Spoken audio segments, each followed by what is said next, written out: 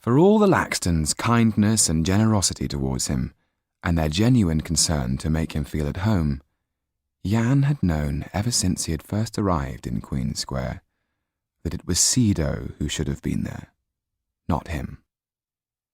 He understood all too well the longing Mrs. Laxton had to see her niece again, and when he heard the news of Cedo's forthcoming marriage, his rage against Kaliowski surfaced once again.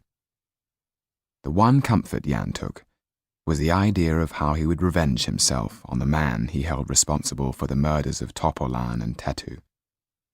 Magic would be his weapon of choice, though how he was to achieve the powers he needed he did not know. It was getting dark as he neared Seven Dials, where he knew the gypsies camped in winter, and fog had begun to descend. The camp, a small city of tents, was not a place to go walking in unless you had business there.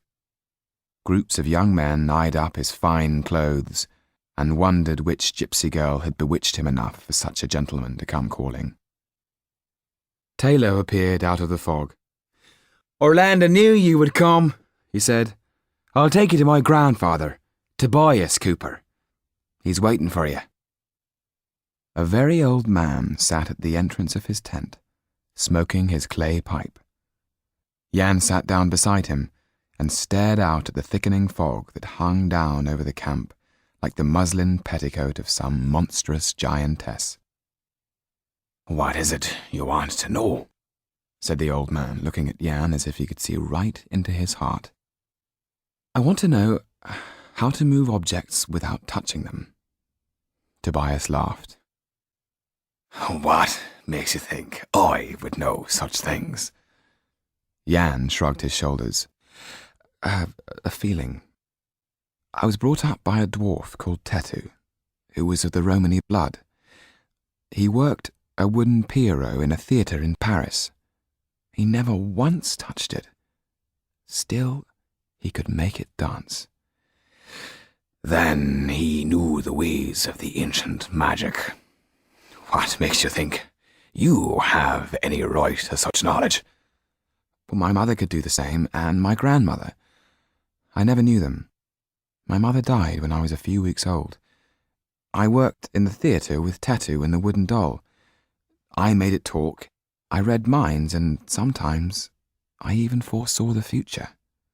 And all that is left to me now is that I can still throw my voice. But it's a cheap circus trick, nothing more. Show me. Out of the fog came the noise of a man wheezing, gasping for breath, asking for a pipe of tobacco.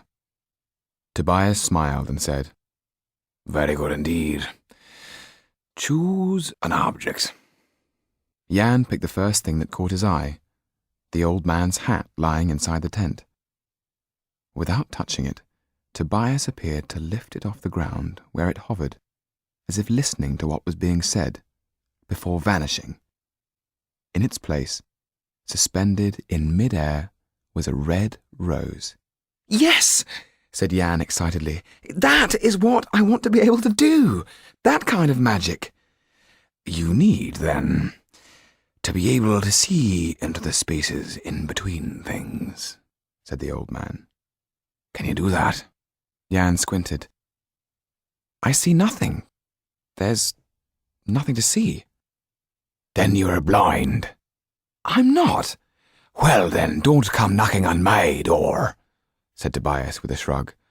"Go on believing in the flat lands of your mind. If you see the world that way, that is all you will ever see." "I don't understand what you're talking about," said Jan furiously.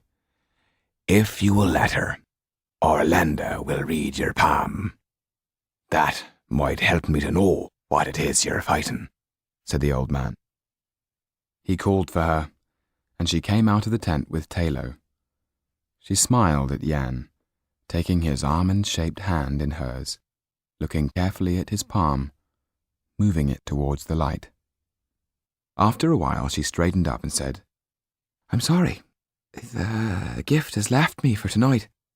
"Are you afraid of what your hand might reveal, boy?" Tobias asked. Jan felt annoyed, as if somehow he'd been cheated. He wasn't going to be so easily put off having his palm read. "I am not afraid," he said. Orlando stared deep into his eyes. "You are a true gypsy, and you could be a great shaman. You have a rare gift." She stopped, letting go of his hand. "Go on," said the old man. "Tell him." Orlando took a deep breath, as if going underwater. There were 3 things she told Jan that foggy afternoon, and it was the third one that shocked Jan to the core, as she had known it would. "You have survived 1 bullet, but another is waiting for you in the city over the water." Jan got up without saying a word and started to walk away. Tobias called after him, "I will be here when you come back." By then Jan was running, feeling as if he was suffocating.